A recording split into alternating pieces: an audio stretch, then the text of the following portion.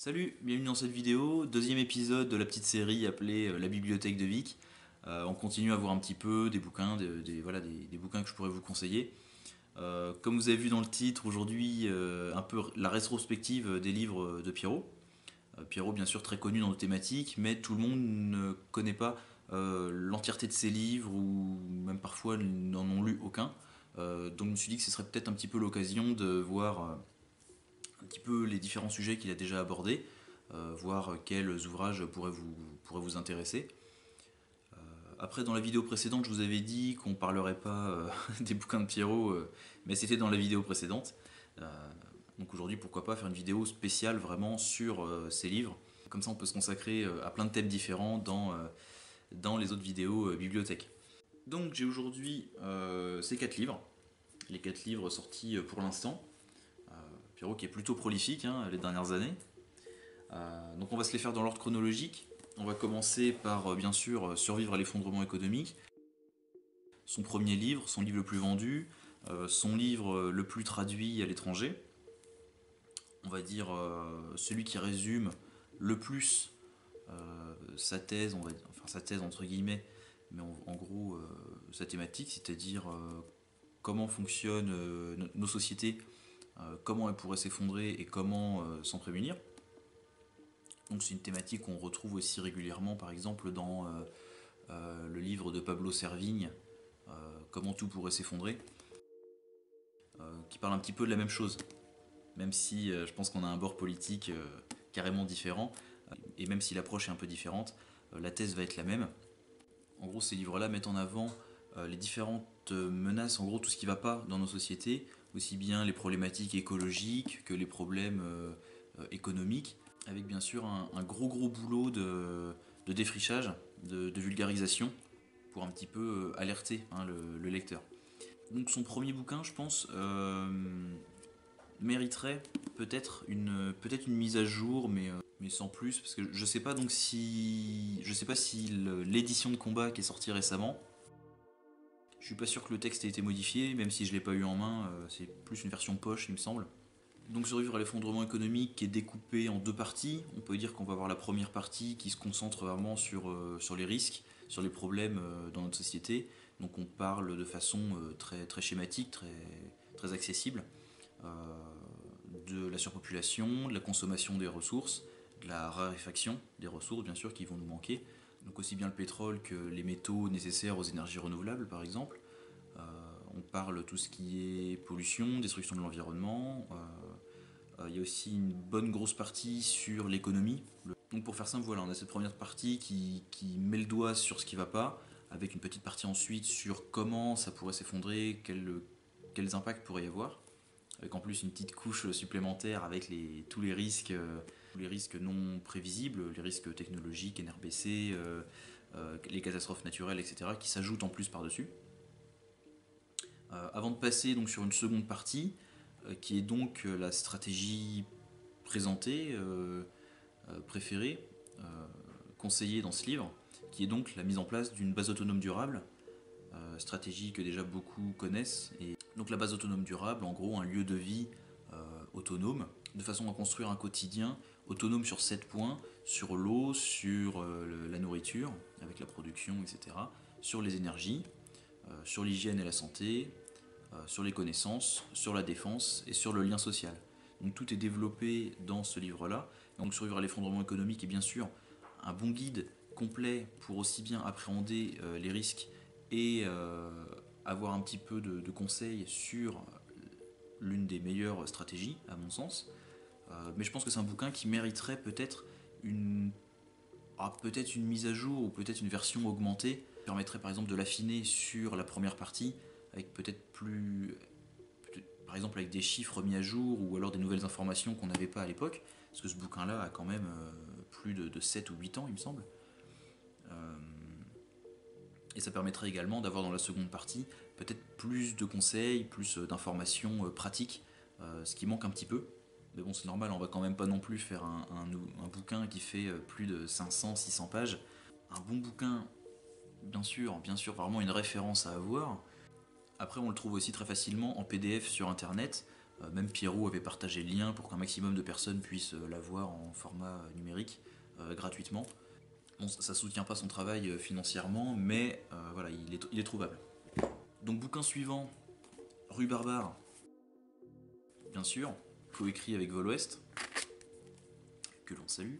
Alors Rue Barbare, on peut dire, c'est un petit peu la deuxième partie, la partie stratégie, en version augmentée, en version adaptée aux urbains, c'est le principe, c'est la ville, adaptée à monsieur, madame, tout le monde, adaptée au petit budget, puisqu'il y a quand même une grosse patte de Vol Ouest là-dedans, ça se sent vraiment dans le livre, aussi bien dans les tournures de phrases, dans la façon d'écrire, on sent que Vol Ouest y a beaucoup participé. Mais peut-être qu'encore une fois, ça manque un petit peu de pratique, mais c'est normal, normal que ça soit très générique et qu'on n'aille pas énormément dans le détail des choses pratiques.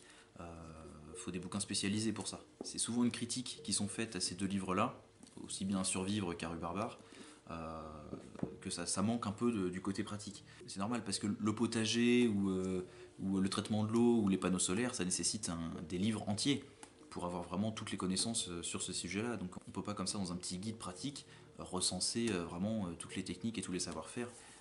C'est pas possible. Mais c'est des livres qui sont faits pour débuter, pour avoir des pistes, pour se donner des idées, des choses auxquelles on n'aurait pas pensé et qui peuvent vraiment aider.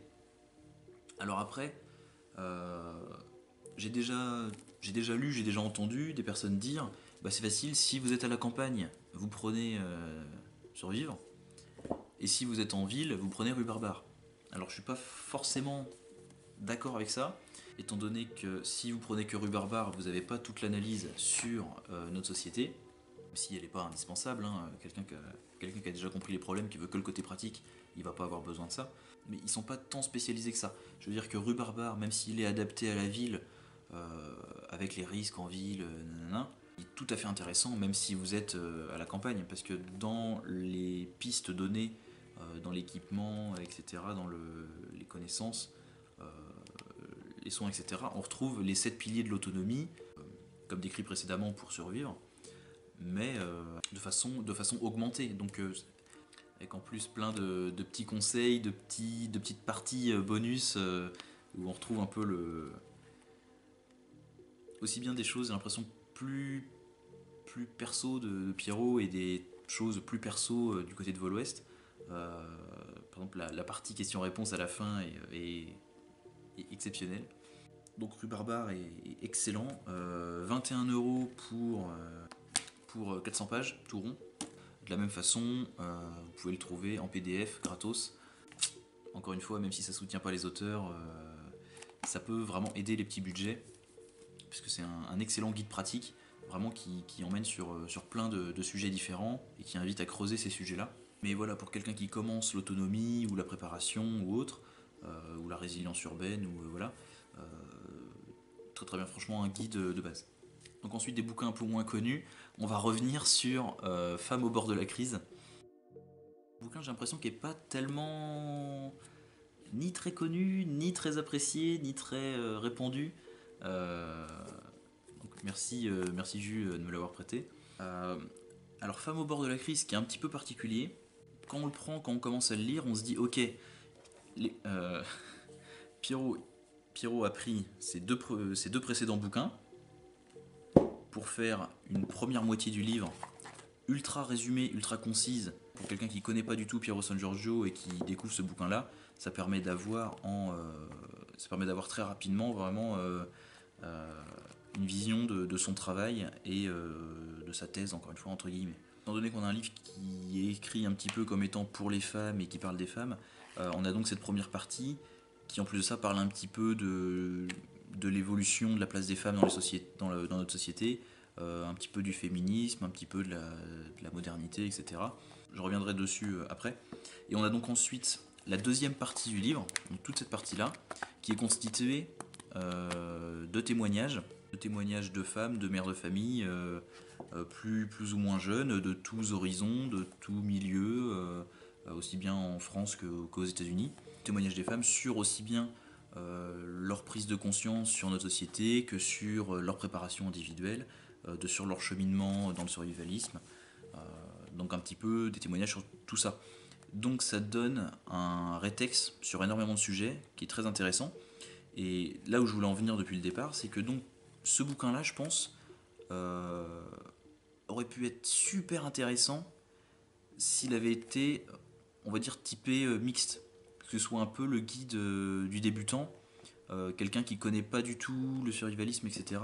Parce que donc cette première partie très très simple qui nous parle donc de préparation, de risque, etc. Et cette deuxième partie qui nous parle de témoignage, ça aurait pu être super intéressant, euh, que ce soit vraiment quelque chose aussi bien masculin et féminin, parce que là on n'est pas forcément dans quelque chose de très féminin, quoi. Alors effectivement, ça permet de vendre des livres aux femmes, et ça permet de vendre des livres pour les femmes, pour que les survivalistes fassent des cadeaux à leurs femmes, à leurs copines, à leur mère, à leurs sœurs, à leur grand-mère, à leurs filles. Mais je pense que ça aurait très bien pu fonctionner aussi comme un guide du débutant, avec cette partie théorique, pratique, ultra résumée, qui donne des pistes et qui donne envie d'aller plus loin, et cette deuxième partie constituée de témoignages de femmes et d'hommes, donc plein de témoignages qui parlent de responsabilité, de préparation, de prévoyance, enfin même, même de mode de vie alternatifs en autonomie, etc. Ça aurait pu être super intéressant, je pense, d'avoir un bouquin comme ça, un peu plus orienté vers ça, et pas seulement allez les femmes, faut qu'on se allez, les femmes aussi peuvent se préparer. Alors après, peut-être que je dis ça parce que je suis un mec, mais, euh, mais, mais même de toute façon, c'est un bouquin qui reste très intéressant à lire parce que on a toute la partie témoignage et tout ça, c'est très intéressant. C'est pas parce que c'est des. Hein, les gars, faut pas se dire, ah, c'est bon, c'est un bouquin pour les filles, c'est que des histoires de bonnes femmes, on s'en fout. Non, non, non, il y a plein de témoignages ultra intéressants. Après, ce qui est marrant, c'est que on se dit, ok, Femme au bord de la crise, c'est un bouquin de Pierrot, mais pourtant, on retrouve euh, tout l'univers Vol West aussi dans ce bouquin-là. Pourquoi? Parce que Vol West a beaucoup, beaucoup participé à la création de ce livre-là, et c'est seulement au dernier moment, il me semble, qu'il y a eu un souci avec l'éditeur, et que donc Vol West s'est retiré du projet. Pierrot nous dit à la fin il me faut remercier mon ami Vol West qui a fait une contribution énorme dans ce livre. Contenu, cœur, relecture, modification, conseil, avocat du diable, critique dure mais juste. J'aurais voulu qu'il soit partie prenante dans la conclusion de ce projet et que son nom soit sur la couverture, mais regrettablement, cela n'a pas pu se faire. Euh, donc ça, faut le savoir. Effectivement, c'est pour ça qu'on retrouve dans les conseils et dans la préparation un peu tout rue Barbare résumé. Euh, et c'est pour ça qu'il y a des témoignages de femmes qui sont aux États-Unis.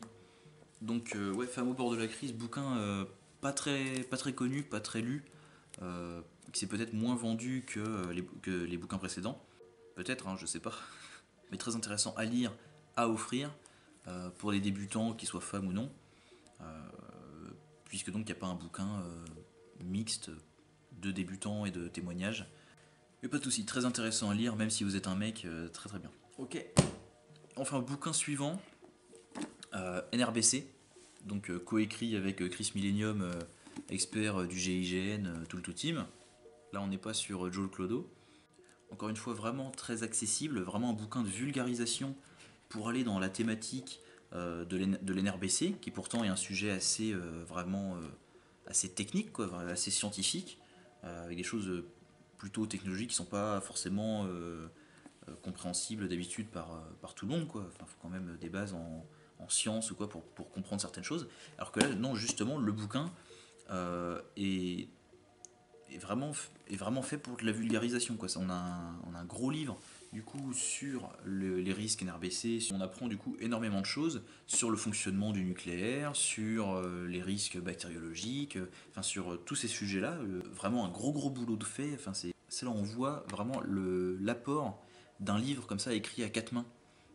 On voit que ce genre de bouquin-là, très vraiment technique, spécialisé, coécrit avec un auteur autre que Pierrot, donc coécrit avec un spécialiste, ça amène vraiment un gros plus, quoi.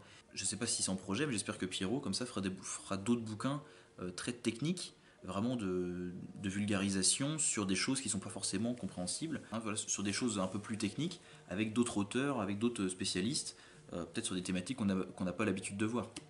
Parce que oui, ok, parce que ouais, si c'est pour faire un bouquin sur le potager, il y en a déjà des milliers des livres sur le potager.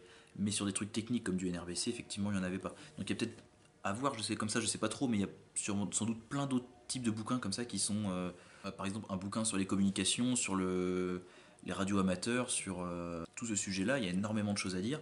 C'est assez technique.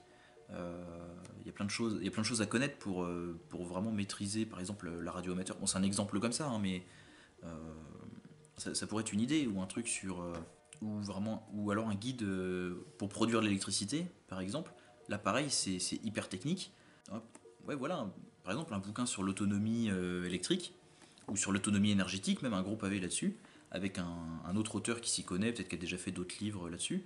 Je pense que ça peut être une bonne idée parce que quand on voit le résultat de NRBC, euh, ça fait envie d'aller creuser comme ça d'autres sujets pas très accessibles et qui pourtant d'un coup le deviennent. Donc NRBC très très bien, un type de bouquin un peu plus technique, un peu plus complémentaire on va dire, pas forcément un bouquin à avoir en priorité, mais très intéressant à avoir étant donné qu'il se concentre vraiment sur un type de risque en particulier, le risque NRBC, allant creuser du coup aussi bien le risque que les stratégies pour se protéger. Et pas seulement ça va être la merde, et pas seulement le NRBC c'est de la merde, vous allez mourir quoi. Là vraiment, en plus il y a des conseils pratiques et tout ça. Donc, donc très bon également. Donc voilà, du coup on a fait le tour de ces 4 premiers livres. J'ai cru comprendre qu'il y en aurait d'autres encore. J'ai cru comprendre qu'il y en aurait un sur la santé, entre autres, garder la forme, tout ça. Euh, et un autre, je crois, peut-être plus de la fiction. Ça changera un peu, mais bon, vu le. C'est vrai que dans quasiment tous ces bouquins, il y a toujours des petits paragraphes de fiction qui illustrent les chapitres, souvent très prenantes et très percutantes. Donc à voir pour l'avenir. Sur ce, si vous avez des questions, comme d'habitude, n'hésitez pas. Des vidéos bibliothèques, on en fera d'autres. Hein, on reviendra plus tard sur de la survie, sur des livres pratiques que j'ai aussi et que je pourrais vous conseiller. Euh, donc voilà pour cet épisode consacré du coup au bouquin de Pierrot. Et nous, on se retrouve du coup à très bientôt sur la chaîne. Salut, prenez soin de vous.